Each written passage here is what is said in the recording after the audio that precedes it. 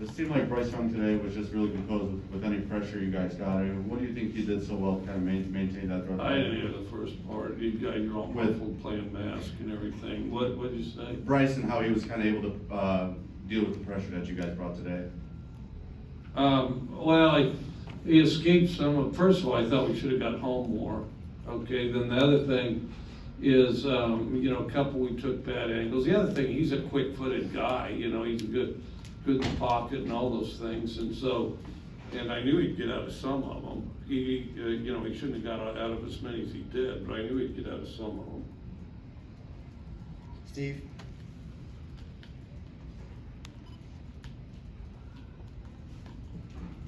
Well, you're right here, Coach, yeah, it seemed at times there was some miscommunication between Will and some of the receivers where they would cut off routes and he would throw long and incomplete. What did you see there? Is that an option route situation or? No, it was horrible communication, I would say, is how I would evaluate what that was. I mean, it's a nice way to put it, and I'm sure that if you wrote it that way in the article, that they'd appreciate it, but that's, I can't say that that's 100% factually correct. No, I didn't think we communicated well on offense or defense, and the craziest thing was, we haven't had a problem with that since, the very first part of the season in camp. We didn't have it in Kyle Field, which is one of the most demanding places communication-wise and noise-wise to play on earth. But we did today. We didn't communicate well on offense or defense, in my opinion. And, it's easy to say, well, Alabama's really good and they're a really good team, and all those things are true.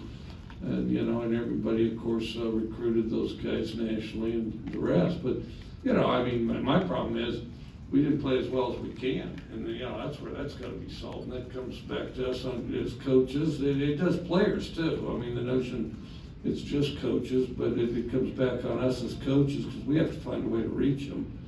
But, also, the players got to be tough enough to be reached. And the fact of the matter is we put these guys on a pedestal, and that thing got ratcheted up higher than, than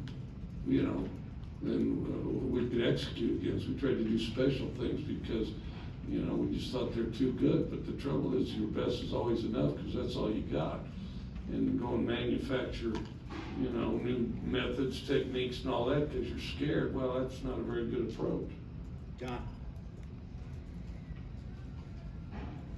Mike, what did you see from Will tonight? How would you kind of overall assess his performance from what you saw on the sideline? I thought he tried, because we all tried extremely hard. I think everybody tried extremely hard. He tried extremely hard to the point where he threw some balls out of character and forced them. And he's trying to make too much happen and pressed. And about the time he's trying to make too much happen, some receivers trying to make too much happen. It's not even where he's supposed to be.